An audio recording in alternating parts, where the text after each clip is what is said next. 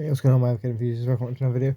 Today we're going to be talking about the Evercade and why the Evercade is the future, future of retro. Now, obviously, let's first start with the obvious fact that if you take one of these cartridges, so I'll just take this one on the end, which is Atari Collection 1.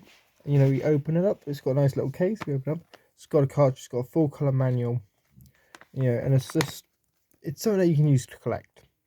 Right, I know there's a lot of stuff now is, why you don't just buy an emulator off of, Amazon or something like that. Yeah, that's the thing you can do. Sure. But with these are like officially licensed games and cartridges. They have, these clamshell designs, they have manuals and everything. And, you can, with most of them, you can now play them on consoles with the Evercade VS, or you can play them on a handheld.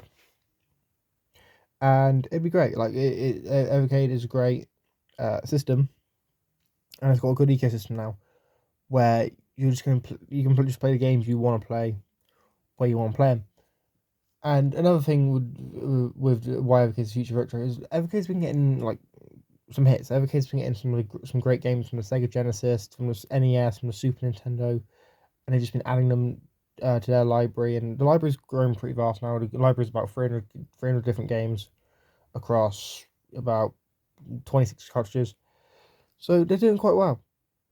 Blaze is doing a great job at like getting games from different developers and whatnot, and indie developers as well. And it's just kind of cool. It's cool to see Blaze is able to get these games and get a big enough collection of new titles to bring in new fans. Now, another reason because future retro is because you can either get a little handheld for like what this cost me £60 for the handheld, and I got the premium pack, so it's £80. Or you could go get the VS, which is about £90 in UK money. And it comes with technos and all that sort of stuff. And it's just great. It's just great that you can now play some of these arcade games at home, whether it be on a console or play them on the go with your handheld. And I think that's kind of cool. I think that Blaze as well is they're looking in the future now, looking to see how they can improve, how they can keep growing the catalog, how they can keep growing people's interest.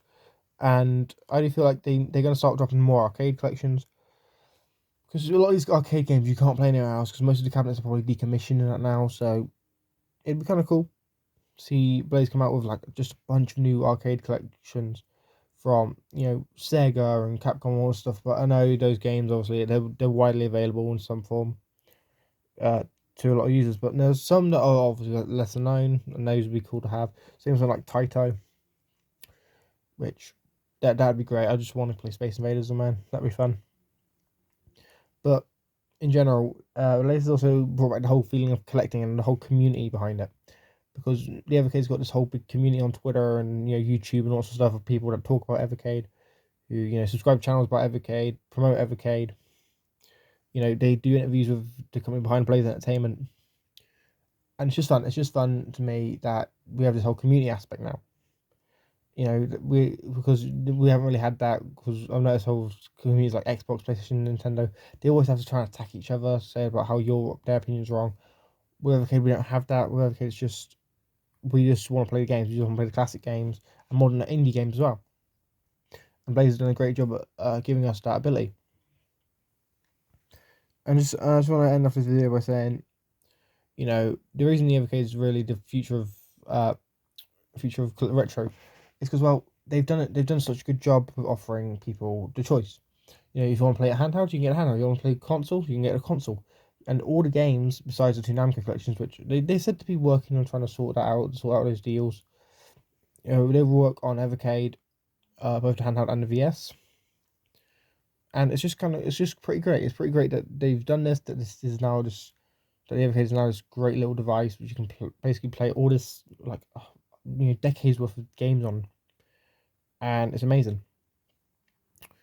And I want to thank everyone for watching. Let me know your thoughts in the comments. Do you think Evercade is the future of retro? Do you think it's a different console? Do you think it's like Lord Intelligent Amico or the Atari VCS? Or tell me what you think is the future of retro in the comments down below. Make sure you like, share, subscribe. You can find my Twitter in the description. Thank you all for watching, and yeah, I'll catch you in the next video.